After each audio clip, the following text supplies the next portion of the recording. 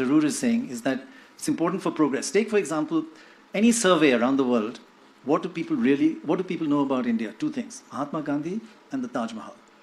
Taj Mahal is a huge attraction for people from around the world to come, and now it's not in our tourist handbooks anymore. It's been excluded. Now, why? Those sort of examples, do you find inclusion and not building walls crucial for India? Taj Mahal is not in the tourism. The UP government has issued a tourist handbook that doesn't mention the Taj Mahal because, as you know, their chief minister last month or 2 months ago made a statement saying Taj Mahal is not Indian culture. They have a particularly bigoted and narrow-minded view. Now, he's becoming political. I just want to rescue us all from that. No, it doesn't matter who built it, whether you like the people who built it or not. If somebody builds something beautiful, we must have an unprejudiced eye to appreciate it. When Malvika repeatedly said disabled community, I want you to know, most of the society is disabled in their own ways. Right. It's not because you lost a hand or leg you become disabled. People are disabled. They tend to disable themselves in so many ways. So, definitely, Taj Mahal is a beautiful gem in anybody's eye. You cannot exclude that from India. At the same time, I also don't believe that you must say this is the only thing in India. If you come to India, Taj Mahal is the only place to see. No, it's a very narrow way of doing things. I think that's what has been done for a long time. And it's time to change that by projecting everything else. There's so many but other definitely you can't remove a beautiful gem. There's so many other beautiful things, we shouldn't look at who built them, just that they are beautiful right now. Especially if somebody whom you don't like built something beautiful for you, you must enjoy it even more.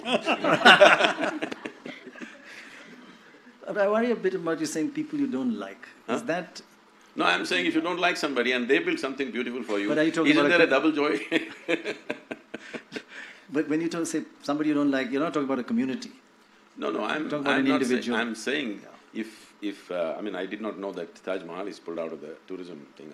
I really did not know that. I'm saying the only reason why you may do such a thing is because you don't like someone who built it, because there is a history of invasion, there is cruelty, there are terrible truths of the past. Shashi has been… I have yet to read the book, I have the book, but I've heard him speak here and there about all the things that have been done during the British era, which is very cruel. Absolutely. But if we go to UK now, we don't hate those people. Yes, they've done this to us, we should never forget it. We should never forget it. This has been done to us because this should not be done to us once again. But it does not mean today's generation of English people, we have to hate them. Correct. No, that's not it. So the same goes… Give us the Kohinoor back. That's the least you could have No, done. that is that same goes for Islamic invasions. They've done terrible things to us. But we don't have to forget it, we should not forget it. Also, they stayed and became us, Sadhguru. Huh? They stayed and became us. There were some invaders who came and looted and left.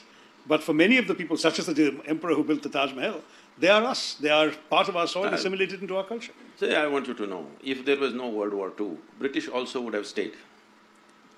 So that doesn't mean that happened because of their love for you. No, but Sadhguru, they sent everything from here back to England, whereas these people, even whatever they looted, they spent here. There is a difference. That is because it's another time when there were no ships. Technical problems, isn't it? There were ships. Transportation issues.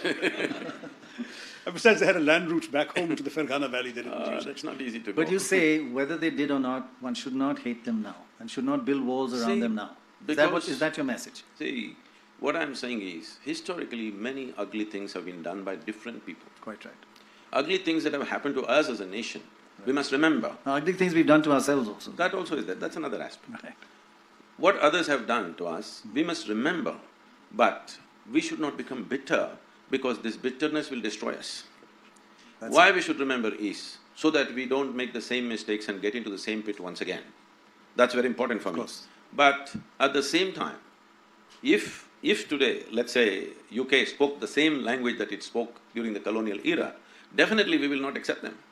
Unfortunately, with certain groups of people, they're trying to speak the same language which was historically spoken way back. So this creates a whole lot of confrontation in the society.